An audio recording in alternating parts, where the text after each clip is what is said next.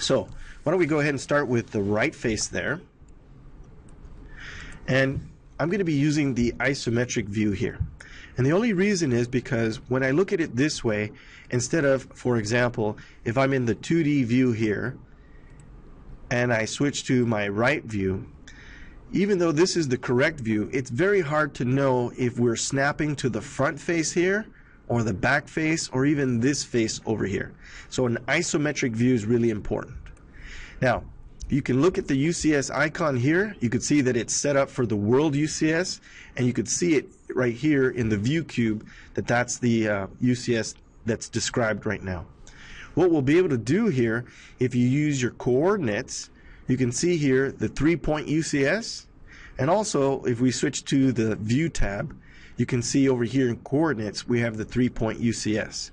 As well, you'll have your view panel. Whenever you use the standard views here, you'll notice that the UCS will also change. However, if you switch from the standard views to any of the isometric views, the UCS that was previously selected will be retained. So, what I'll do here is I'll start with the 3-point UCS. We want to specify the new origin, which will be the bottom left-hand corner here, and then the direction of the x-axis, and then the direction of the y-axis. And you could see together with my O-snap that I'm snapping to the corners of this outside face. Now you can see the orientation of the 3-point UCS. What this will allow me to do is to go ahead and use construction lines and work with each of these faces pretty much the same way as if I was drawing in 2D. Alright, so what you'll notice here is I could set up a reference line here, 1.06 from the bottom as a construction line to locate those centers. Okay, and I could use the rest of the geometry there to create the region or closed polyline to make that slot. So let's start with that center slot. You'll notice here that if I use XL, construction line, and H for horizontal, I can place it right here at the bottom. Now, simply using a 2D offset command, I can offset that by 1.06 towards the top. Now, what you'll notice too is if you're using construction lines, if you're in conceptual mode, you won't be able to select them. So while you model, you can switch back to the 2D wireframe. As I offset again, I can enter the value there, 1.06, and then select the construction line and offset towards the top. You can see it's right on that face. Okay, now I can create another construction line vertically at the origin of that user-defined UCS and then offset to the right 0.76. So offset from the left to the right. So there's our first center mark, and then we have another offset of 118 once again from left to right. Now, using these construction lines, I can create that center slot. If we zoom in again, and this time I'll just use a circle, use that intersection there, and create a circle of radius 0.25. I can go ahead and simply select that, do a right click, use copy selection from this intersection to this next one, and then I could finish off the slot with just doing 2 lines there. So let's create the lines from quadrant to quadrant, and then I can get rid of these construction lines too. Alright, I'm going to keep that vertical one there for just a little bit longer. So here, then I can clean it up using trim and just create the slot like that. Now what I have here are open lines, okay? What I need in order to edit the solid here is I need a region. Alright? A region or a closed polyline. So if we take a look at our home tab and take a look at our draw panel here, you can see we have 2 options. We can use the boundary tool or we can use the region tool. Now since those lines are end to end and they create a closed outline, I can simply select all of the line work here, hit enter, and it'll create it as a region. Okay? Now, Once I've done that, I'll go ahead and do extrude. Let's select that region and use extrude. Now, because I have it on the same face, right, of my model there, notice how I can use other vertices to create the correct extrusion depth. As well, I can enter it numerically. Let's just do it like that. Now, once again, if I go back to my conceptual, you can see I've got an overlapping mass right there. And the only way that I'll create that slot is if I use the solid editing tools here. We'll use subtract.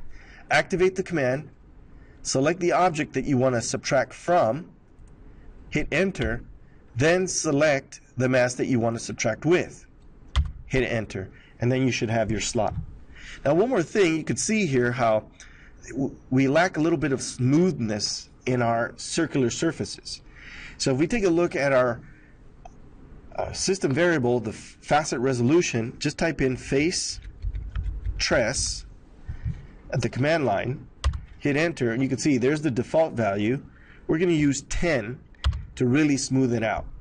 All right, we could keep that value throughout our modeling process.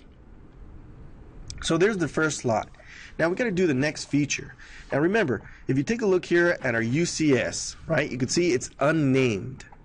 Now one thing I would tell you is if I go back to view, you can look over here and you'll see the UCS list, right? You'll notice I've got my world and I got this one right here that really represents the right face. So if I wanted to, I can jump from face to face, and if I save these views or these UCSs, okay, I'll be able to easily come back and continue editing without having to recreate that UCS. So now you can see that I'm still in the right face UCS. So I can proceed with the upper slot and the bottom slot, which is really just a mirror. Okay, so let's go ahead and put back in that horizontal construction line, because now we're going to use a 1-inch offset, okay, to the center. Once again, I've got to switch back to wireframe. We'll do that offset one more time here, and that's going to be the mirror line for our top and bottom slot. So we can work in the top edge or the bottom edge as we wish. We got an offset of 1.38 from left to right. Okay, that'll be the center for a radius of 0.38. So just type C for circle. We'll use this as the intersection. And sometimes that intersection is not so readily detectable. But what you could do here is you could also use your pop-up object snap, which is shift right click, and you could use apparent intersection. Right? And again, once you might have to zoom in and out to make sure you got that. Let me try again here. I did detect it just instantly for 1 second, and then it was gone. Let's try the shift right click intersection. Oh, there it was. Shift right click. Let's try apparent intersection. I'm going to escape this and simply regenerate the view. Make sure it can see that construction line clearly. C for circle. And let's get in there to get that intersection. I can see it right there, but it's just not snapping towards it. See if I can switch my view here. Sometimes that helps. So let's go back, circle. Still not detecting it. Shift right click, apparent intersection. Not working just yet. Alright, so there we are with our start point. That should be 0.38. Okay, and you can see in this view too how everything is aligning. And as we proceed here, now we want to draw the bottom edge from quadrant all the way out here, right? We just want to line it up, get it perpendicular with this edge over here. Now again, we can use our polar tracking methods here so we can find the intersection. Okay.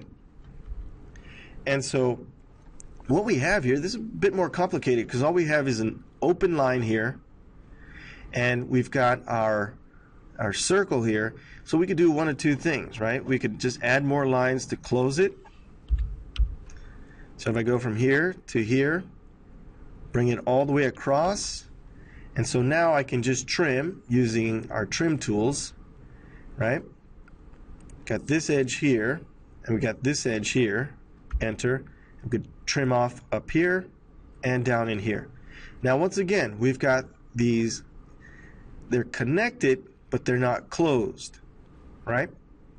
What we could do is, as long as they're connected, we can simply select all the line work, as you can see there, and convert it to a region. Now before I extrude, because we have a mirror on top and bottom, right? Here's what I could do. Just a regular 2D mirror command. Let's go ahead and select our region, and then using that midpoint there, our construction line, we can simply mirror that region to the bottom. And the reason for this is, as we extrude now, right? As we extrude now, this region and this region, we can extrude it towards the back. Or again, we could punch in the number. And don't worry, because even though we get more material here, all right, it's only going to take away what goes through the object. So once again, if I switch from 2D wireframe to conceptual, you can see there's the mass, and we could use subtract. Again, the procedure is select the larger object, the object that we want to subtract from, hit enter, and then we could subtract the smaller objects. And this is where it becomes really tricky. You got to make sure you have the right objects highlighted before you select. You can always use shift to deselect, or simply cancel and start all over. Once I hit enter, you can see the subtraction there. So that's the left side already. Okay, let's go ahead and come back and take a look at the sorry, that was the right side. Let's take a look at the left side now. So far you can see we've created a UCS, and to reorient myself, what we could do here is we could use our view tool and just bring us back to an isometric view. Right? Notice how the UCS is still set, right? And if we wanted to work on a different face, it'd be useful to go ahead and use the 3-point to work on a different face. But I got all these construction lines, so I'm going to go ahead and switch back to wireframe to select and be able to delete those. And now I'll proceed with the left side.